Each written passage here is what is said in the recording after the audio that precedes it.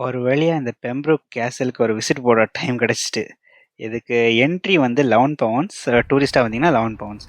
And 11 ஏஎம்க்கும் 1 பிஎம்க்கும் இங்கே ஒரு English பாட்டிமா வந்து உங்களை கைட் பண்ணுவாங்க. அதாவது கைட்னா அந்த கேசலுக்கு ஹிஸ்ட்ரி பற்றியெல்லாம் சொல்லுவாங்க. நல்லா இன்ட்ரெஸ்டிங்காக இருக்கும். பட் எனக்கு ஒரு கெட்ட பழக்கம் இருக்குது. ஸ்கூல்லையும் காலேஜ்லேயும் சரி, இந்த மாதிரி டீச்சிங் ஸ்டெப்ஸ் எல்லாம் எடுக்க ஆரம்பிச்சிட்டாங்கன்னா தூங்கிடுவேன். அண்ட் நான் நின்ன இடத்துலேருந்து தூங்கினேன். அண்ட் இது இப்போ நம்ம பார்க்குறது வந்து வேல்ஸ் கண்ட்ரிக்கே மேப். அண்ட் இங்கே பாருங்கள், அந்த பாட்டிமா அந்த மாதிரி சொல்லி முடிச்சுருவாங்க. இதெல்லாம் இந்த டாய்லெட் மாதிரி இருக்குன்னு நினைக்கிறேன். இதெல்லாம் என்னன்னு தெரியல.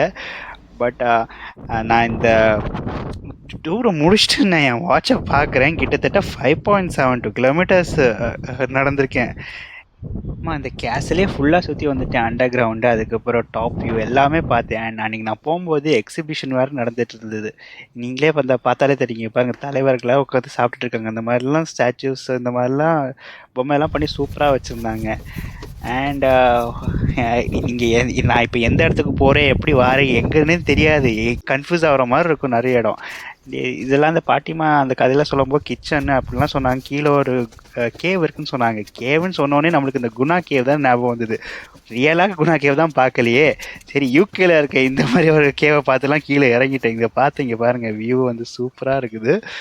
அண்ட் இது முடிச்சப்புறம் இந்த கிரேட் கீப்புன்னு ஒரு இடத்துக்கு வந்தேன்.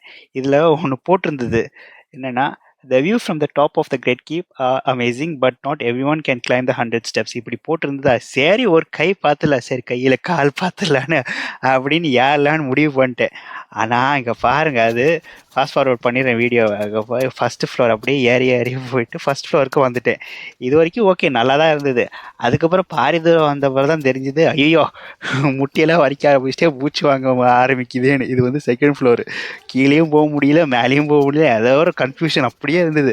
தென் சரி வந்துட்டோம், அந்த வியூவை பார்த்துலாம் என்ன அப்படின்னு சொல்லி மூச்சை பிடிச்சிட்டு அப்படியே ஏறிட்டேன்.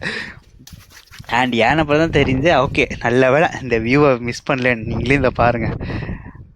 அதுக்கப்புறம் அப்படியே குடுகுடுன்னு அந்த 100 ஸ்டெப்பு மறுபடியும் கீழே இறங்கி என் குட்டி பெம்ப்ரோக் கேஸில் டூரை முடிச்சுட்டு அப்படியே ஹோட்டலில் போய் ஃப்ளாட் ஆகிட்டேன்.